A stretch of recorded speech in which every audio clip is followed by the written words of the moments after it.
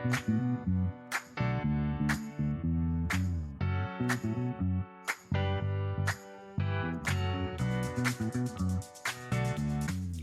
guys, welcome back to the Soul Sisters podcast. I'm Daniela. And I'm Alex. And we are so happy that you're back with us on our podcast. I never know what to do with that. I'm like, yeah. Always an awkward beginning, which is great. It just is so us. We are so honored to have one of my super lovely, amazing friends on the show today. She's been claimed. Yep. She's mine and all mine. One of my friends from college, a college roommate. This was another divine God appointed to matchmaking this other than Alex. Yeah, just all of my college roommates, honestly. So I want to welcome to the show Carmelle. Beaugelin is here. Hello. Oh, this is so cool. Y'all are so cool. We try, but I don't think so. We try. I think so. We try. She's like, can I recant that statement?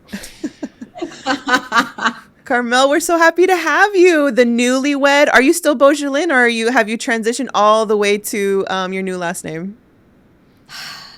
In spirit, I am a Caldwell. Okay. It's probably gonna take me like a year to finally be a Caldwell. I'm still a Beaugelin. Yeah. I'll eventually be a Carmelle Beaugelin Caldwell. Perfect. Hyphenated, or is that going to be your middle name? My middle name. Yeah. I'm not cool. I don't have a middle name already. So. Oh, it's okay. I don't have one either. Oh, really? Okay. No middle name. Okay. I was like, wait, before you take that too far. I don't have a middle name. I feel better. Yeah. So, just the legalities of like all the paperwork and IDs and stuff like that. So, It's hard. I've been married 6 years now, and I still haven't changed my last name. So don't feel bad. Yeah. You know what? I find comfort in that because you're not the only person to say that. I know I have to. But I'm being lazy about it. I waited till the last minute. I only changed it because I was about to have a baby. That's when I finally was like, okay, I got to get this going, because I was like, I want all of our names to match. So I was like, I can't be a Romero and my son be an Ortiz. So that's what really like made me hustle. Oh, I feel so much better. I was just like, It's a pain, because first you got to change your social security card. That's a whole endeavor. Then you got to change your driver's license, your passport. It's like, come on, guys. This is a lot of work. Yeah. But your wedding was beautiful. So I was just there, and in New Jersey, it was so beautiful. Like your ceremony specifically was so like detail oriented, and just every word you guys said felt heartfelt and like, I don't know, it just felt like poetic and beautiful. And I was like, oh my gosh, that's right. Love is supposed to be like beautiful and amazing. So nice. And like it really was like so heartfelt and beautiful. So is your husband very expressive like that? Like, because mine is not. Mine uses the least amount. His word count for the day is 5. I'm so glad you said that, Alex, because when we were right, everyone's like, oh my God, your vows are so beautiful. But the joke was, well, it wasn't a joke because it really was like a word count. We had an actual word count. We had an upper limit and a lower limit. The upper limit was for me because I'm more wordy. And the lower limit was for him because he's a man of few words. And so we had to come to a compromise. Like, I don't want to like be like waxing poetic about all this stuff. And he's just like, I love you. You know it. Marry me. It's a literal haiku. Exactly. So we ended up around like, I think like 300 words around we kind of both went a little, over, but yeah, we like literally the morning of, we're just like, how many words you got? How many words you got? Dang. You only got 50. Let me cut it down a little bit. It felt Exactly. It felt very like heartfelt though. In his point of view, it was really beautiful too. Because I feel like generally us girls were more emotional typically, and we can kind of go sappy and like but I felt like his was so sweet too. I was like, oh my gosh. His were, I mean, a lot of people were like, "Oh, they were beautiful," but then they remember his, and no one remembers. Oh my gosh. And that's okay. But I was taken aback as well. He actually writes music, so he doesn't Oh, want people to okay. know this, even though I just said on a podcast. But he's a wonderful lyricist. He's a Wow. wonderful Okay. lyricist, and so he is really good at words. But he's a great conversationalist. But he doesn't. I'm a person that uses a lot of fillers. Mm. Mm. I like talking because it's part of the exercise. You know, I'm from the Caribbean. That's what we do. Mm-hmm. Mm-hmm. Darrell's very intentional with each thing he says. He pauses, he thinks before he speaks, which Wow. is a skill that I need to learn. I feel like I Yep. do too. Yeah, no. But one thing that we did when we sat with our officiants, who are actually our really, really good friends, Pastor Sam Yenbata and his wife Lathelma Yenbata. And they created such a beautiful liturgy for the service. But one of the things that they asked us was how do you want people to feel Hmm. when they leave this experience that they have with you? And we both, you know, I'm 32, Darrell's in his late 30s. Kind of. He barely made it to late 30s. So I just want a disclaimer that he's not like He's 36.5. basically, yeah, exactly.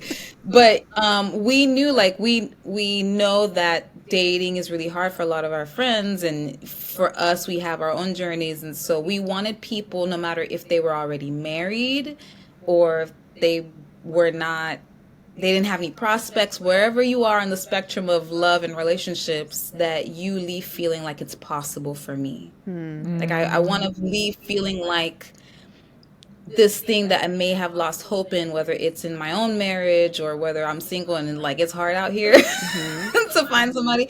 We wanted everybody to feel like it's possible for me. I can attain it. That us getting married isn't like, oh, they both finally accomplished this thing that is so rare. And so Hmm. we didn't like that language around people getting married, especially with Christians. Sometimes it's just kind of like, you accomplish this thing and now you're special. And Right. everyone who accomplishes not special Right. or whatever it is. And we didn't want that because we knew how it felt to be single when your other friends are married or have got married or starting their lives. And we didn't want people to feel that way, no matter what their You status accomplished was. And that. so, You accomplished that because I felt like it did. It was like it reminded you what the beauty of love was. And it kind of like, I know this is gonna sound like so like whoa, but I was like, I felt like I was taking like a trip through like space or something. I just felt like it felt like we were talking about the universe, like God is so big and like I don't know. It just felt like it was this whole journey of like God's bigness and like us, but like love is so great and just like, but also we're real. I don't know. It was just like this whole thing that I was That's like, so I was feeling cool. it. I love that. I'm down for it. I'm down for it. I'm weird. I love. It was such a special ceremony, so I was so glad I could be a part of it. But yeah, so that's a great thing to feel like to that they asked you like how do you want your guests to feel? Mm-hmm. How do you want the whole space to feel?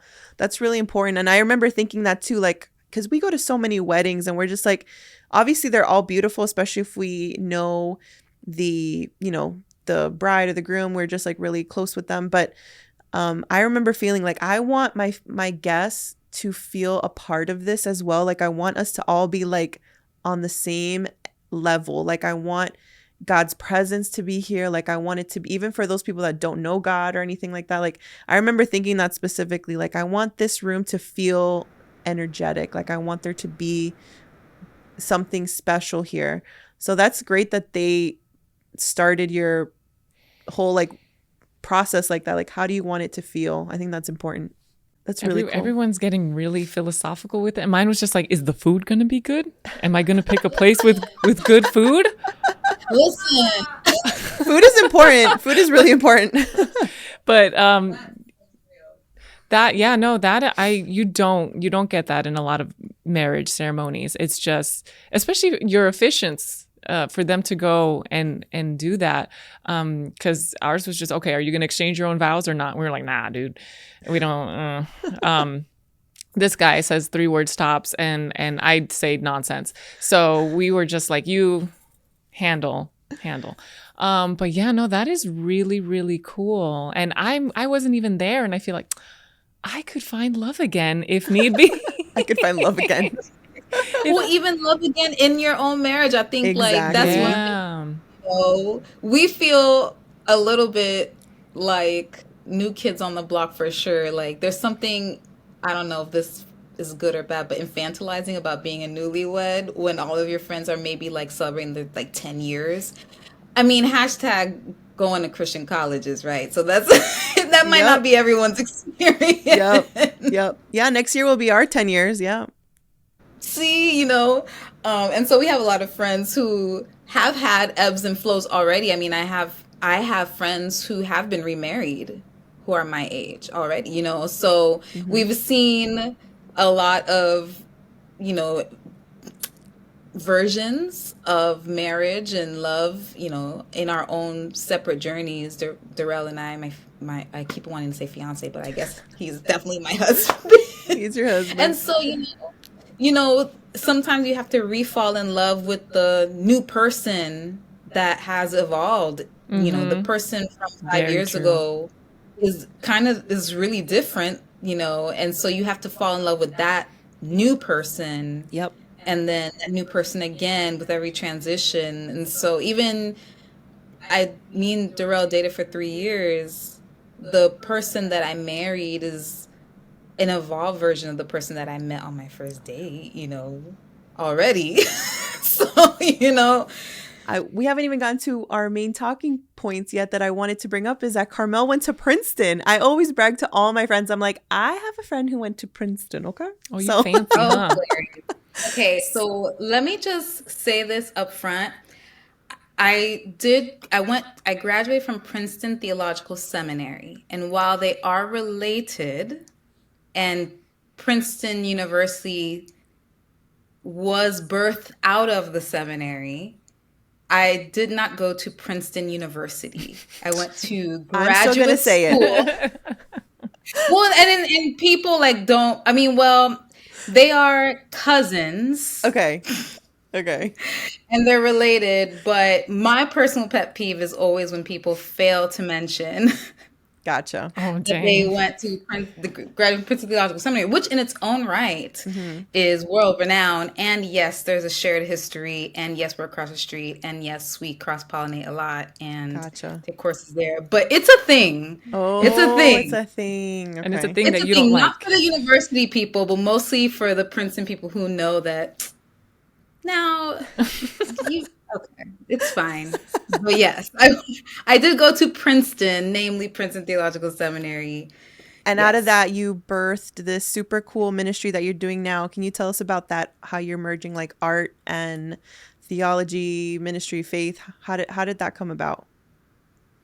Yes. So I launched Bofolio Studio, goodness, last year, beginning of last year in January. And it is, so the short story is it's a emerging art house and collective at the intersection of sacred art, which is a lot of art that I do around theological themes, human-centered design. So that's a lot of the work that I do with other organizations, bringing art and creativity to solve human-centered problems, I and love that. restorative equity, which is exploring how we can bring art and faith together in order to live in a more equitable world. And so that's kind of what Bofolio Studio is. And we do this kind of in three ways. One, of course, I do a lot of art commissions, art licensing, that kind of thing.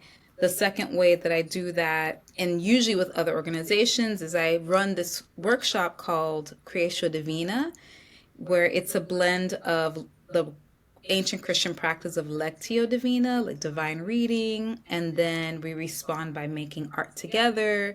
And so Hmm. I usually use that as a jumping off point to do some other like human centered design stuff with organizations. That's so And cool. then, yeah, and then I've been getting a few kind of mini grants to test out doing some partnerships and stuff like that. So yeah, that's essentially, the the That's I a call it the lot. college. That's really cool. It's not like you're just Thank painting something. There's such a structure to it. There's so much more than just the Yeah, art. there's It's like reaching people in such a profound way. That's yeah. awesome. Thanks. It's evolved and evolving, that's for sure. That's so cool. I could definitely see that becoming like part of a lot of churches, almost like a ministry in itself is like, especially how you mentioned that exercise of like reading aloud and then kind of, is that what you guys do? Are you reading like the Bible aloud Yeah. and then from then people kind of create some sort of artwork from there? Yeah. I could totally Yeah. So see I don't that. know if you're like super um if you know what like Lectio Divina is? Question mark. Have you ever done it or at No, I've never church done or it. Okay. She's like, let me rock your world for a moment. So it's so funny. So, ancient Christianity has all of these Christian practices that are part of our history that over time, and all the Christian history buffs that might be listening to this are like, oh my God. But, but over time, the church lost, usually due to political reasons Yeah. and the Reformation and splitting and denominational things and blah, Mm-hmm. blah, blah. But among those practices, like, Christianity is an Eastern religion. So there's all kinds of practices that were birthed primarily from Christianity. One of those things is Lectio Divina, Okay. which translates to divine reading. So essentially, Lectio Divina is the practice of meditating on scripture and repeatedly reading that piece of scripture maybe 3 or 4 or 5 times. People usually do 3 times, and then every single time pausing and noticing if there's a specific word that comes out, or if there's a specific image that comes to you, or whatever the case is, and then using that reflecting time to wonder, okay, what might God be speaking to me in Hmm. the silence as I'm meditating on the scripture. And so there's all sorts of variations, That's and so beautiful. yeah, so there's Visio Divina exists as well, which is the practice of um, gazing upon a piece of art or an icon, a Christian icon, and doing something similar where you're trying to say, okay, every time I look at this piece, what is sticking out to me? What may God be telling me through this piece of Mm. art or this visual thing? And so there is I read once like a nun somewhere was trying to make Creatio Divina going out into creation Mm. and doing that with nature Mm-hmm. a thing, but it's not as widely known. So the way that I do Creatio Divina, it's not really going out in nature, but it's instead of responding mentally with the Lectio Divina with the reading, we create art. You know, So cool. you read the scripture, you meditate on it, and then what comes out of that creating, what do you Mm-hmm. create out of it? So That's so interesting. yeah. That's really cool because it can lead to a lot of different interpretations Mm-hmm. of one Oh, scripture. And the fact that it's like a visual Right. interpretation, that's really cool to me. Is that something that you did yeah. at Princeton? Is that like where did you first start doing these types of things? Yeah, so honestly, so at Princeton, I was doing a lot of, especially, part of my story. I don't know if we want to get into it, but my Yeah, we my can. mom, Mm-hmm. so my mom was diagnosed with stage 4 colon cancer in 2015. It was right after my first year at Princeton, and so when she got diagnosed and realized that it was stage 4, I basically moved back down to Miami, Mm-hmm. where I'm originally from, and to take care of her. So I was technically still a seminary student, but I kind of bought my time by doing a year-long field education at this church in downtown Miami, and then I was like working at anthropology. It was a time. And so during that time, I had always been painting here and there, but never really anything particularly serious. And at the time, I you know, that's what I did. I just painted and was creative. I didn't read any of my theological books. I didn't read anything I was supposed to be doing.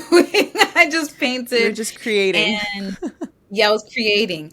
So fast forward, there's a story attached to that, but that usually that comes in the back end later. But fast forward, you know, she did end up passing away less than a year later, and it was essentially right on time before the semester would start. So I immediately went back to Princeton, which Wow, looking that must back, have I'm been like, Wow, hard. yeah. Like just Hard. emotionally, you know, mentally talk about exhausting. friendships and relationships. And I mean, that was a time. It was a time. And so came back and I was able to convince some of my professors to let me, instead of writing like a 20-page paper, can I write maybe like a 15 Mm-hmm. and then like create a piece of art to accompany, you know, the exegetical brainy paper I'm supposed to write, you know, and stuff like that. So a few of my professors really loved the idea, and I did it in my one first class. And a few months later, that same professor who ended up being the dean bought it. He Oh just my bought it. gosh. Yeah, it was my Oh. first sale. Yeah. That is so All that to cool. say, fast forward, pandemic, you know, like I kept doing it and I kept, you know, creating art.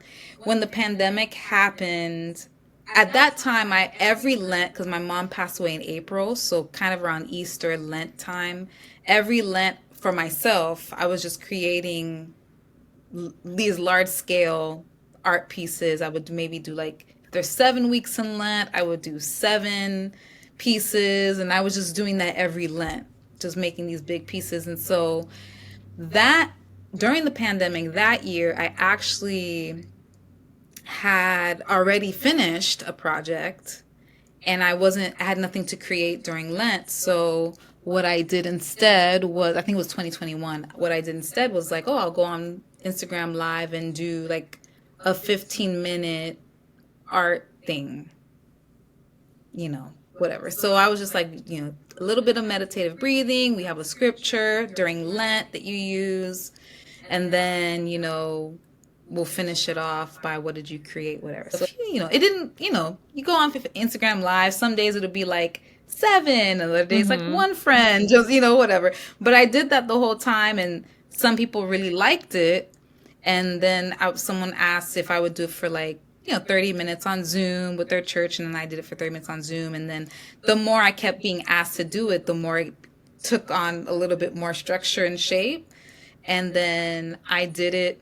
I was asked to do it at a conference. So cool. And then I did it like 5 times during the week. So And at cool. that point, it had like a structure.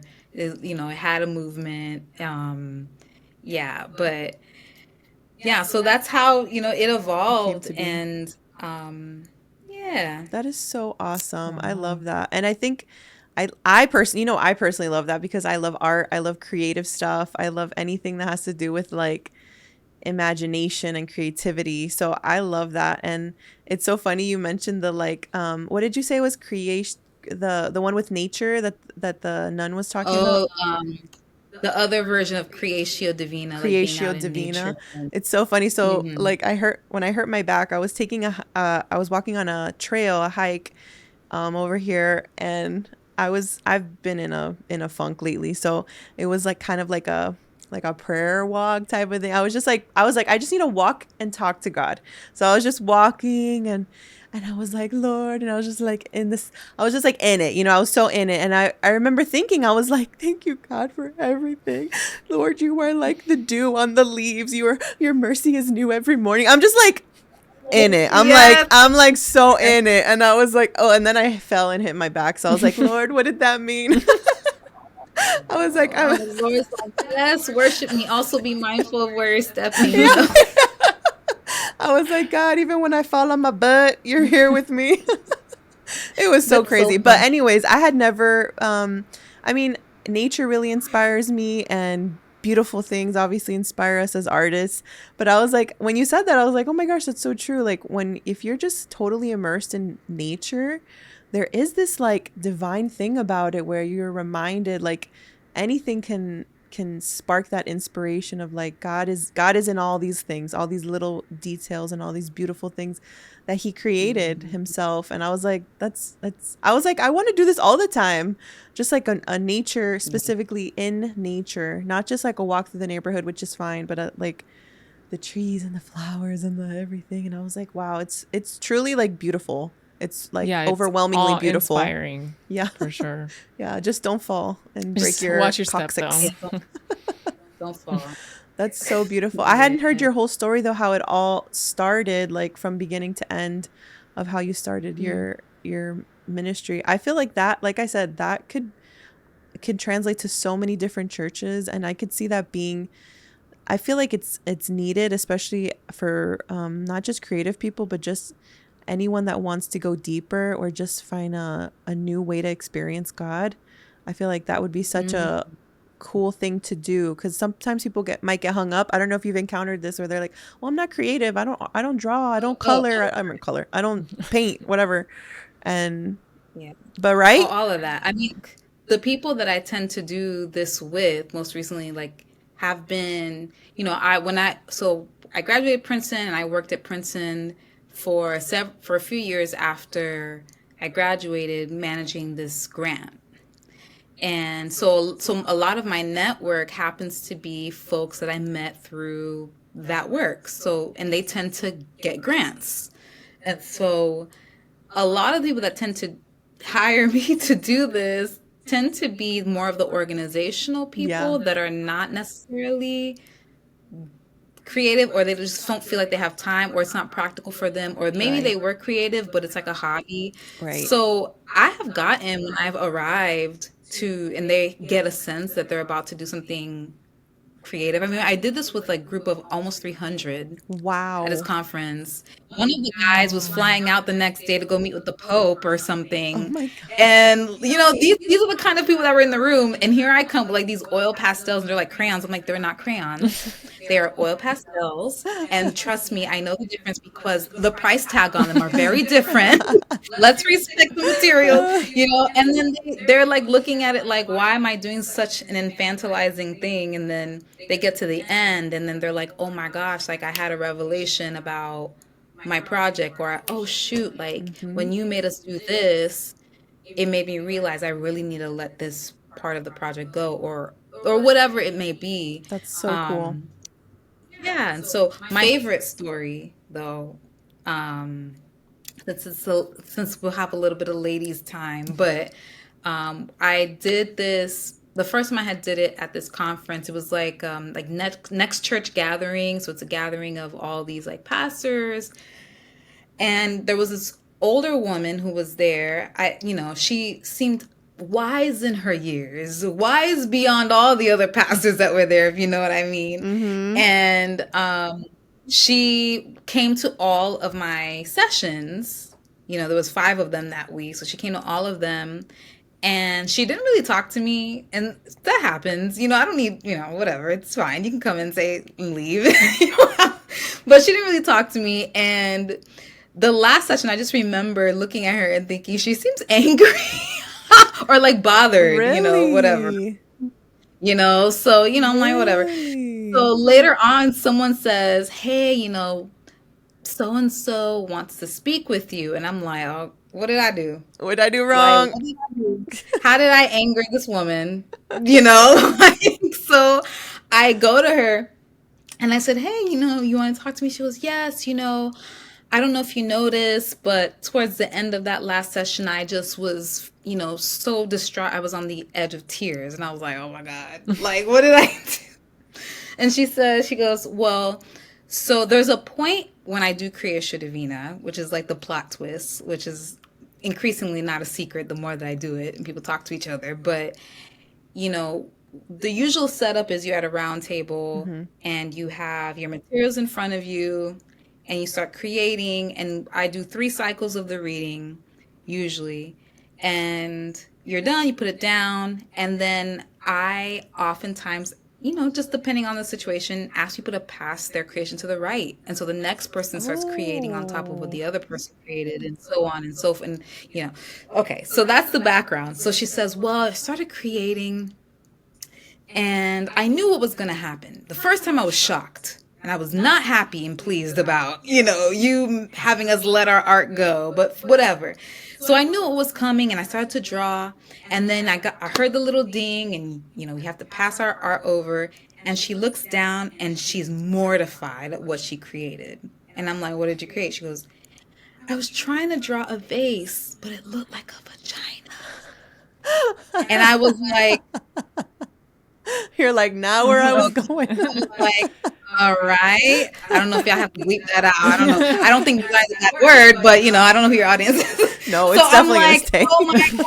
Yeah, I'm like, it's not a bad word, but So I'm like, okay. She goes, and then I'm passing around and I'm like, I'm so sorry, and there's men at the table and she's feeling all like icky. It's not a vagina, I promise. They might not be able to identify it anyways. I'm like, true. Exactly. You don't even notice. Yeah. But she's passing, goes all the way around the table. Oh my Like all the way around the table. And she's mortified the whole time. She just keeps thinking about the fact she's passing, quote unquote, her vagina around the table. And then, excuse me, it comes back to her. And when she sees what was created, she just started crying because she said when she got it back, someone had drew like a little bread and a cup inside of the vagina, and had everyone else drew around outside, but only the bread and the cup inside. And I was like, okay, communion. I'm like trying to I'm like, what representation is this? She says she had to have been like maybe 80 something. I don't know. But she was just like, what people don't know about me is that in my late teens, I had a traumatic experience and had to have all of my feminine internal organs removed. No. And I hadn't been able to have children and all these kinds of things in her life, and just really felt like, there was something that she carried, and she's seasoned now and she's kind of past the trauma of what that would mean. But just with everything that was going on, I think around the time it was a lot of the like new laws around women's bodies coming out. She was just feeling really anxious with everything. And she just said that she just felt like there was so much going on regarding women's bodies, and she also kind of started to be re-triggered and feel like God had forgotten about her all these years. And it wasn't until she got it back that she realized this whole time like she wasn't barren and empty after all. She had so much to offer, and she still has so much to offer, and she just wanted to thank me for that. Wow. And I was like, you're like, I was like, I'm oh glad my you God. came I to was that like, conclusion. Wow. I was like, that could not have, there's nothing that I could have done. Exactly. You are just providing the materials, and then you have to just kind of be like, you guys, that's up to you and God. But I get stories like that. That happen, and I'm just like, that's awesome. So that so has awesome. been the most beautiful surprise of That's so awesome. of doing that work. Well, I feel like with the creative and even storytelling, there's just something, obviously that's why I think Jesus spoke in storytelling ways to explain these divine, holy, huge topics that we humans, we can understand them because he's like kind of made it into this story format or this metaphor format or whatever. And I feel like that's how art is sometimes too. It's like we need art to like you said, kind of understand these bigger than life things. Like, how would she have had that revelation other than this process of like, I don't know, just like putting something out there, having it kind of messed around, and then she's like, oh my God, this is what God's telling me. Like, I don't know, I just think that's so pretty. It's something that goes beyond like our normal ways of thinking. It goes beyond that, and through another person too, like of all things, who has no knowledge of what's going on in her life. And that's how you know that was God speaking through the whole process, through that whole class, was because there was no other way for them to know. And yet she received the message through, a bunch of individuals until it finally got back to her. And that's just really cool.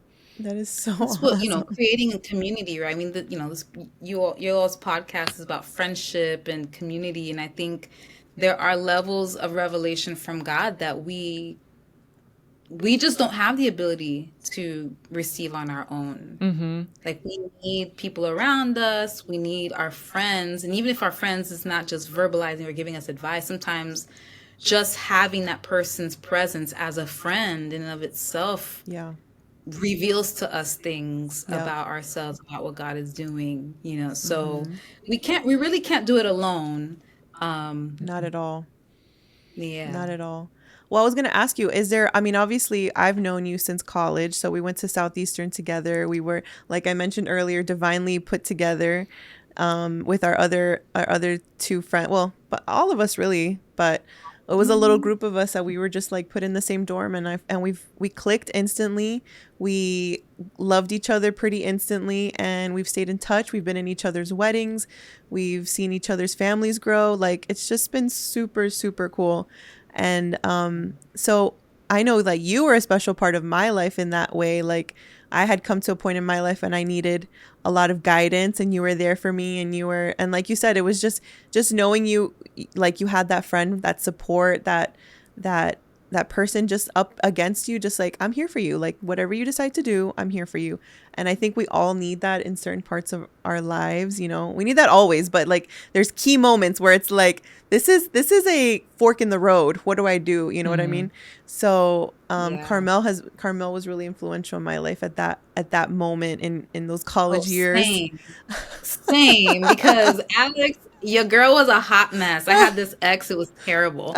And and Same. then The yeah, ex. The ex always messes everything up, you man. know, like we've got to hit the range of all the topics here. All of But them. yeah, no, like same. I think I look back at that time, especially, the sandwich between like my early 20s in college and then getting to my like early 30s and seeing how like my relationships are different. Mm-hmm. Yep. Obviously, I'm married to the man that I wish I met when I was I 21, know, Yeah. I know, right?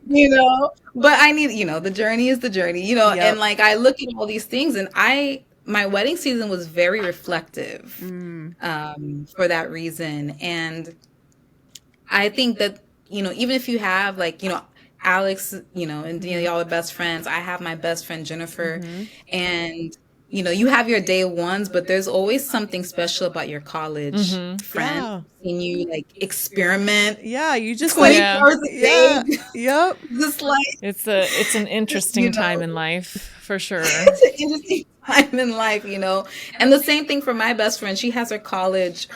She went to USF, and she has her core group that they're still cool. Mm-hmm. That's so awesome. And watching them, I'm like, oh, I'm jealous of what y'all have, but I understand it because I have it over Uh-huh. here. Yep. And I get that. It's It's like I wish so I true. had that, but wait, I do. I do. But it's important to diversify the friend group. I mean, like you said, always the day ones. And they're the bestie. But you have these other people that you can fall back on just in case. I don't know. Life happens Mm-hmm. to the bestie. So you Yeah. just you have to have another safety net, so to speak. Yeah. And they come and go through 100%. life. They come and go. But I'm glad that we were able to stay in touch, which I feel like is a total like doesn't happen. You don't stay in touch with high school, college friends, really. I mean, I love that the four of us have kind of stayed in touch and done the Mhm. impossible, kind of. I mean, we don't like text on the daily, but we stay in Yeah. touch in each other's lives. Has there been a person, Yeah. I know you mentioned Jennifer, your best friend. Has there been a friendship in your life that you would say was life changing, that was there at the right moment, at the right time, that you're like, God, I don't know how I would have even taken one more step if it wasn't for that person? Oh man. I mean, to be honest, I gotta give it to Jennifer. I cannot wait for her to hear. She's gonna be so annoyed that I'm even. But to be honest, and this is something, you would not think it would be a new revelation to me because she is my Mm-hmm. childhood best friend, but I think it became a little bit more of a revelation around wedding season. And I don't know about y'all, but there's nothing that reveals the people around you like transitions in life. Mm-hmm. Not just weddings, but having a child or Mm-hmm. moving or maybe a divorce, whatever it might look like for everyone. Like those are the moments where you kind of have a chance to kind of reflect. And around the wedding, she was my maid of honor and did all the amazing maid of honor things. But around that time, I actually lost a friend Mm. around my wedding. Someone who would have been in my, Oh bridal party. no. I didn't And know I that. still love this person, and Oh.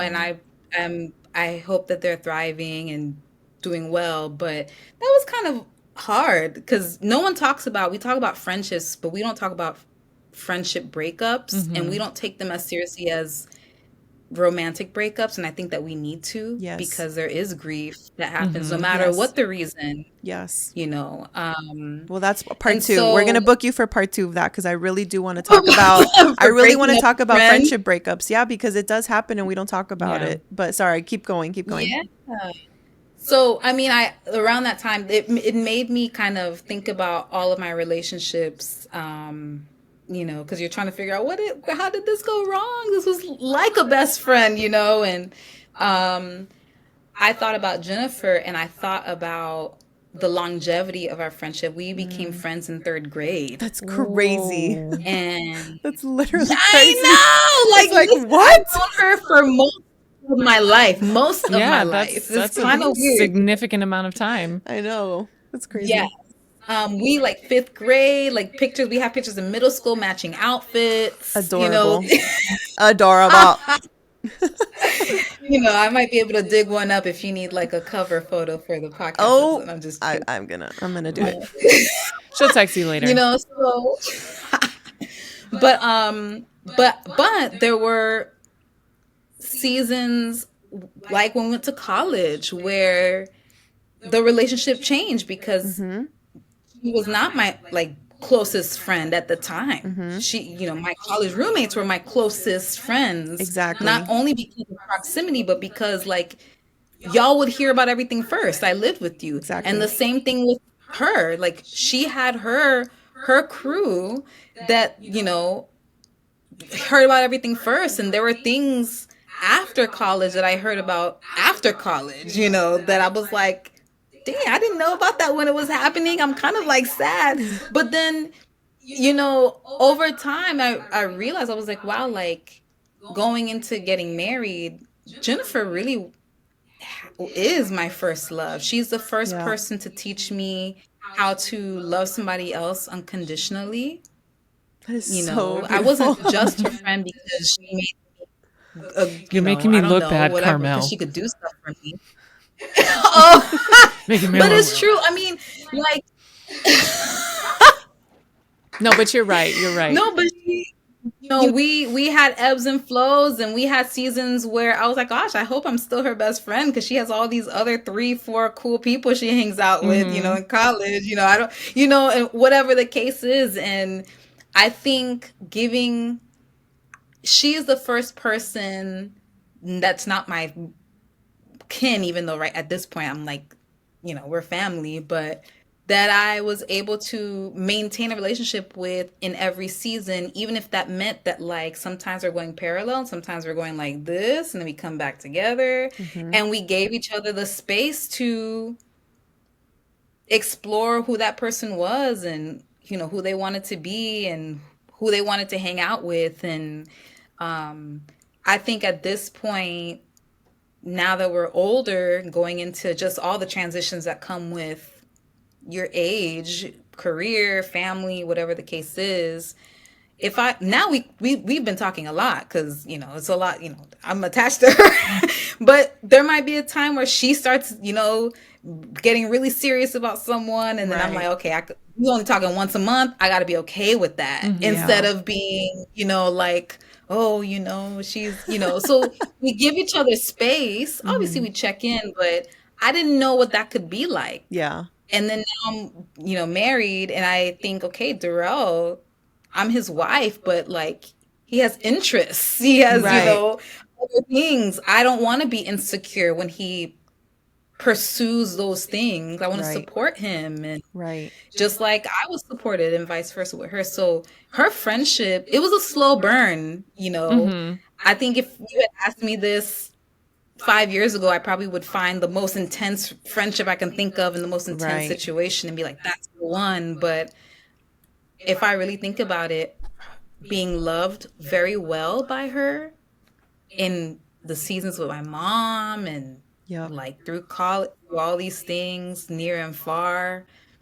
I mean, we haven't lived in the same city for like 10, 15 years. That's crazy, No, but you yet know. you guys are still there 100% for each other. It's been consistently, like you said, that slow burn, Yeah. just continuously going and going. We're going to definitely have you But back, Carmel, for a part 2. We're going to talk about friendship breakups, if that's okay with you, and just how we can grieve that, because our whole goal with this podcast is about making, keeping, and restoring friendships. That's kind of what we want to encourage people to do and inspire people to do. But there's the breaking up part too that we don't really talk about a lot. So I want to talk about that, because it is hard. And there's friendships in my life where I'm like, dang, they were like so great, but they're not here anymore. And obviously there's a time and a place for everybody, but I think that would be a really great topic. So we're going to have to book So you we'll for that. have you back. Don't For sure. worry. Don't All worry. right. Before we go, Carmel, because Yeah, before we, let me know. oh, sorry, go ahead. Yeah. Go ahead. Oh, I was just gonna say thank you to both of you, Danielle and Oh, Alex. yeah. This is amazing, and just grateful to have this conversation. Alex, like you're like my honorary friend since college. Yes. Through I Daniela. made it. I made it. I made it. Alex You feels know, cool. I mean, I do feel hello, really you cool. know, Alex feels cool. you are cool. He is very So cool. I appreciate you both. Thank you. Your friendship as well is inspiring. Oh, So thank thank you. That's you. what we just, I mean, like I said before, we don't want to, like, we're not out here trying to be perfect, because we're not perfect at all. But we want people to be like, if you don't have your best friend, or you guys have broken up somehow, or look for a new best friend, or find or rekindle that friendship, and just have that support system that you need. Because for some reason, when life gets busy, friendships are the first thing to go. And I'm like, oh, why is that so? Like, you know what I mean? So before we go, because I want to wrap up real quick, but we have a super silly game that we want to start doing at the end of every episode. So since it's a guest episode this time, we're gonna have you guess. So we're gonna do guess this song with a silly accent. oh my So gosh. I'm Oh, going to no, pass she's the phone making- to Alex, Because because apparently Alex. I'm the. I want to be so Okay, so now I try to don't guess even- the song. Okay. Okay. All right. I got to. Oh no, I went the wrong way. Now I can see that we've fallen apart from the way that it used to be. Yeah.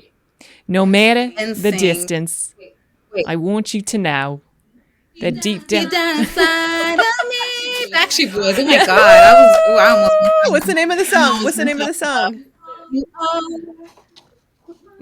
Something. Does anyone? I want it that way. Oh, I wanted that. I Oh, want it that okay. way. I want it that way. I gotta like sing it through and Oh, get yeah. to You the. did it. You and got it really quick. My terrible Australian accent. We were didn't trying help. to do Australian. I was doing a bad job, so I gave it to Alex. I'm like, no, you do it. You all Oh my god! I fire. was like, forgive me because I said in sync. It was Freudian slip. But We saw the Backstreet Boys 2 years ago in concert. Was it 1 or 2? No, 1 year ago. Last summer, we saw the Backstreet Boys in concert, and it was like the most joyous moment of my life. I was living off her high. I was on a high. She was having the best time, and I was like, I love you. I am loving my watching God. you right now. It's like I was in sync. I was not Team Backstreet. I was Team In Sync, but I switched. I too. switched after I saw her having the time of her life. It was awesome. I think the older I got, the more I was like in sync for like my Yeah. younger days, but like for my more sophisticated palate. Oh, 100%. That's how I was too. No, I was in love with NSYNC, but now I'm a Backstreet Boys girl all the way till I die. 100%. Well, Carmel, thank you so much again for being Thank on the show. We're going to have a you. part 2. So everyone that's listening, you're going to hear more of Carmel Stay for tuned sure. because she, If she'll have us. yeah. And so I'll just do a little sign off. Thank you guys so much. And Alex, want to say anything else? Oh, what am I supposed to say? I wasn't supposed to have speaking parts. No, Okay. I'm just kidding. Thank you again for joining us. To the 20, hopefully at this point more subscribers. We hope you're enjoying. Please like, comment, share on any platform you have. We appreciate the support in any way that you can offer it. So thanks again, and we hope to see you back next week. Bye. Bye. Friends, Thank you so much for listening to this episode of the Soul Sisters podcast. Our heart is to bring this encouraging content to you, and we ask that you join us by following or subscribing wherever you're listening from. And also, share this with a friend who would enjoy it. We love you, and we'll see you again next week for a new episode. Besitos!